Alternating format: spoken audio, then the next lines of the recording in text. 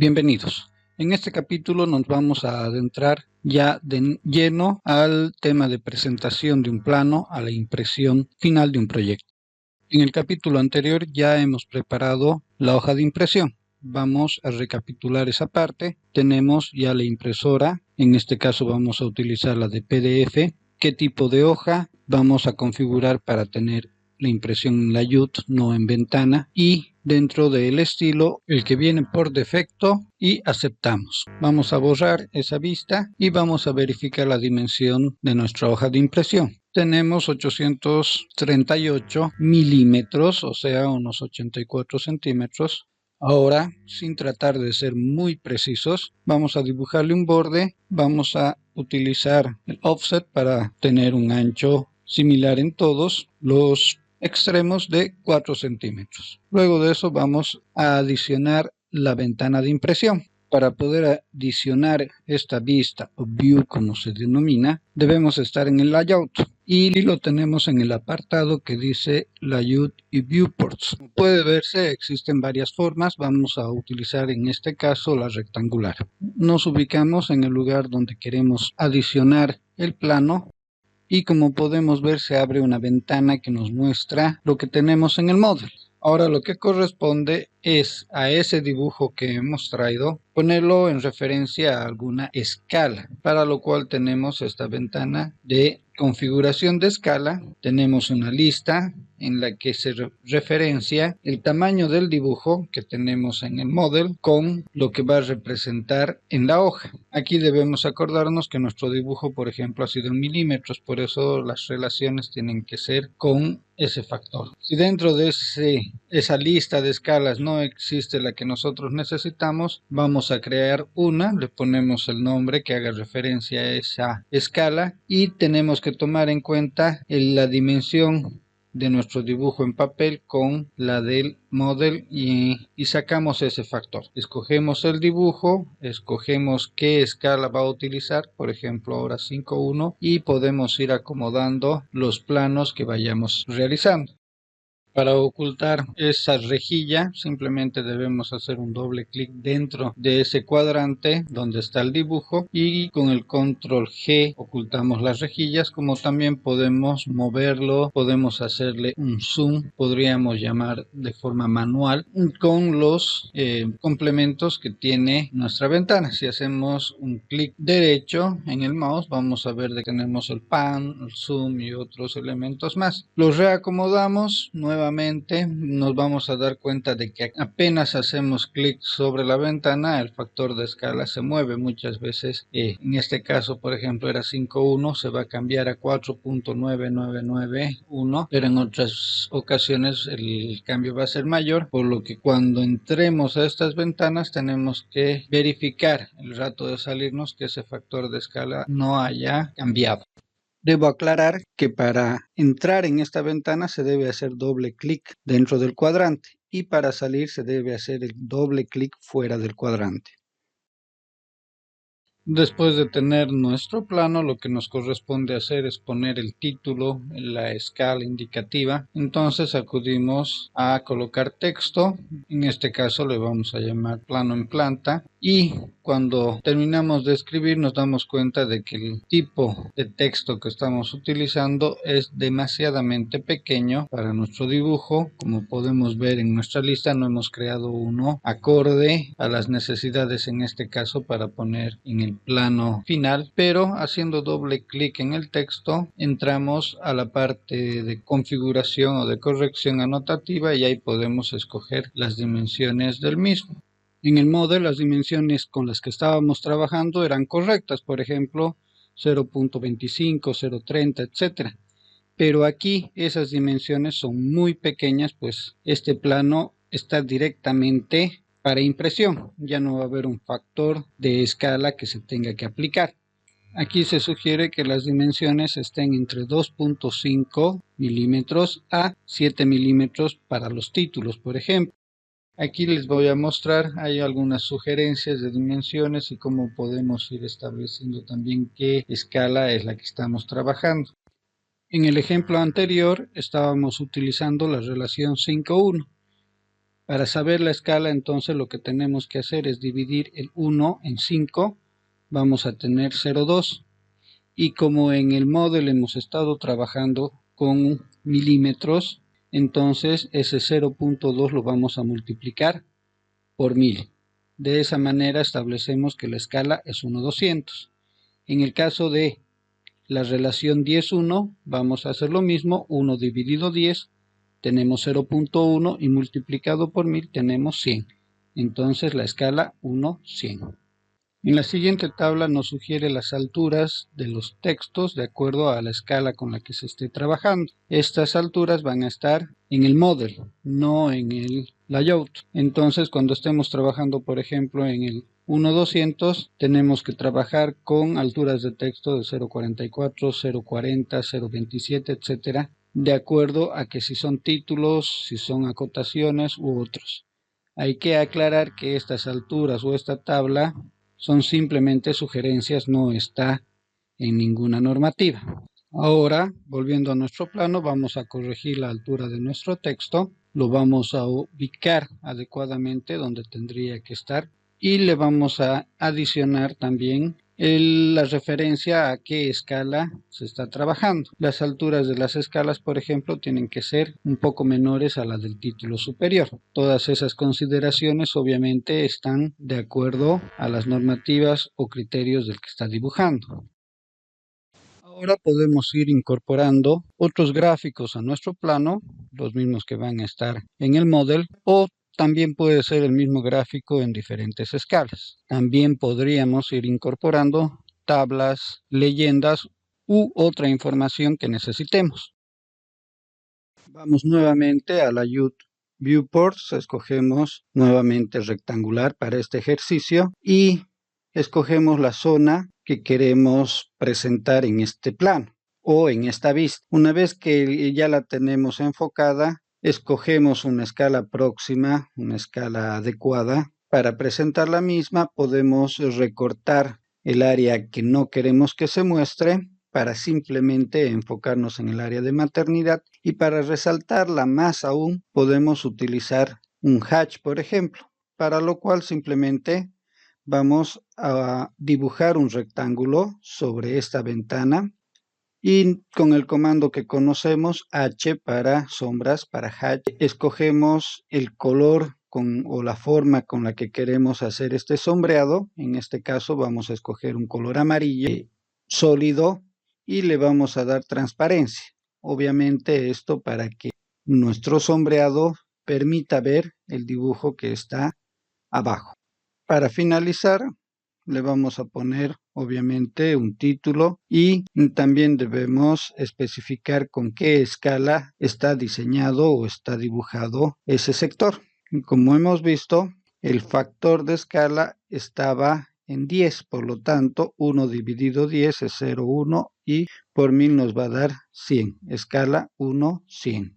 Vamos a aprovechar para ejercitar o comparar entre los diferentes estilos de acotado que hemos configurado. En primer lugar, vamos a ejercitar con este 1 en 100. Lo que no tendríamos que hacer, por ejemplo, es sacar una medida y esa medida llevarlo por afuera de la ventana de dibujo que tenemos. Como pueden ver, ese acotado que le ponemos nos da otros valores y las dimensiones mismas de esa altura no corresponden. Si nosotros nos vamos directamente al model y utilizamos esos estilos de acotado, vamos a ver de que sí están adecuados al dibujo, y por el factor de escala que hemos utilizado en la ventana vemos de que el tamaño de nuestro texto es adecuado. En el caso que cambiemos ese por el de escala anotativa, por ejemplo, vamos a ver de que si marcamos entre esos puntos nos da un valor muy diferente cuando lo ponemos fuera de la ventana, lo mismo que ha pasado anteriormente. Entonces, a modo de aclaración y sugerencia, cuando queramos acotar dentro de lo que es el model, tenemos que utilizar los estilos comunes de acotación. Ahí tenemos que configurar las escalas, el tamaño de letra, etcétera. Pero cuando queramos acotar aquí en el layout se sugiere o se recomienda realizarlo mediante los estilos anotativos. Volviendo al uso de los viewports, ahora vamos a utilizar el tercer ejemplo en el que nosotros debemos dibujar un objeto y ese objeto lo volvemos en una ventana. En este caso hacemos un círculo simplemente con el comando C, le damos el diámetro que requerimos y una vez que tenemos ese elemento como objeto nos vamos a la opción Layers y Viewports y en el apartado donde dice Object cliqueamos ahí y luego cliqueamos el objeto que queremos que se vuelva una ventana o vista. Luego debemos establecer a qué escala queremos que esté ese dibujo, para lo cual marcamos el dibujo, el objeto, nos vamos a la ventana donde están los factores de escala y marcamos qué relación de escala es la que va a utilizar. Seguidamente le ponemos el título que corresponde y ya tenemos nuevamente un plano más o una vista adicional. En este caso hemos utilizado una relación 8:1, por lo tanto 1 dividido 8 es 0.125, multiplicado por 1000 es 125. Tenemos una escala 1:125. La tercera opción que tenemos para introducir o incorporar estas ventanas es la opción de introducir un viewport poligonal. Aquí simplemente tenemos que dibujar un polígono, obviamente este tiene que ser cerrado y como pueden ver ahí ya le podemos dar una forma cualquiera.